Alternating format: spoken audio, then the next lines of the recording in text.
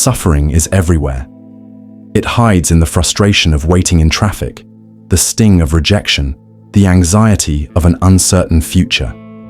Some people spend their entire lives trying to escape suffering, chasing wealth, love, distractions, only to find themselves trapped in a cycle of temporary relief and deeper pain. But what if I told you that suffering isn't something you have to endure?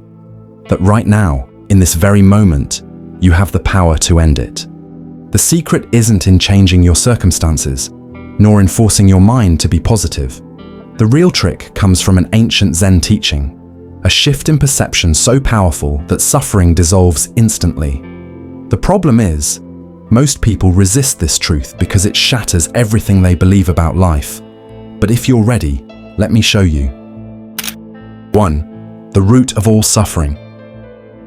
Zen doesn't waste time sugarcoating reality. The first lesson is simple but brutal. Suffering exists because of attachment. You suffer not because of pain, but because you resist pain. You don't suffer because of rejection, but because you cling to an image of how things should be. You're not tortured by loneliness, but by the belief that you mustn't be alone. Imagine holding a rope that's burning your hands, but you refuse to let go. The more you resist, the more pain you feel. This is how suffering works. It's not the fire that hurts you the most, but your unwillingness to release the rope. Buddha understood this over 2,500 years ago. The root of suffering, he said, is attachment. But here's the twist. Zen doesn't tell you to fight your attachments. Instead, it offers a radical alternative, one that sets you free instantly. 2. The trick. Seeing through the illusion. Here's where everything shifts. What if suffering isn't real in the way you think it is? What if it's just a mental habit, an illusion? Zen masters teach something called direct seeing. Instead of getting lost in thoughts about pain, loss, or fear, you step back and observe suffering as it arises. You don't judge it. You don't resist it. You don't identify with it. You simply watch. The moment you do this, something incredible happens. Suffering loses its grip. Try this now. Bring to mind something that's been bothering you. It could be anything. Stress, disappointment, regret. Now, instead of diving into it, observe it. Feel it fully, but don't add a story to it. Just notice, without judgment.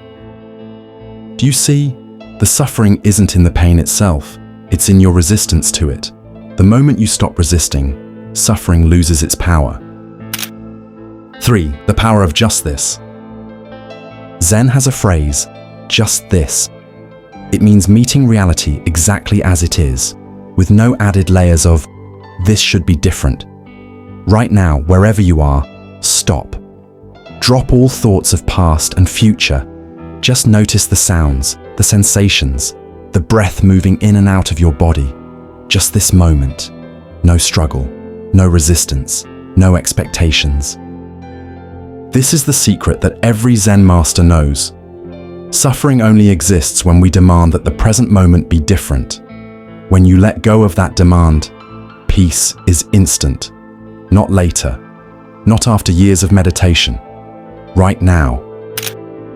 4. Life without suffering. Does this mean you'll never feel pain again? No. Pain is part of life. But suffering, the mental struggle against pain, is optional. Imagine going through life with this understanding. Someone insults you. You hear the words, but you don't carry them. You feel sadness. You let it pass without attaching to it.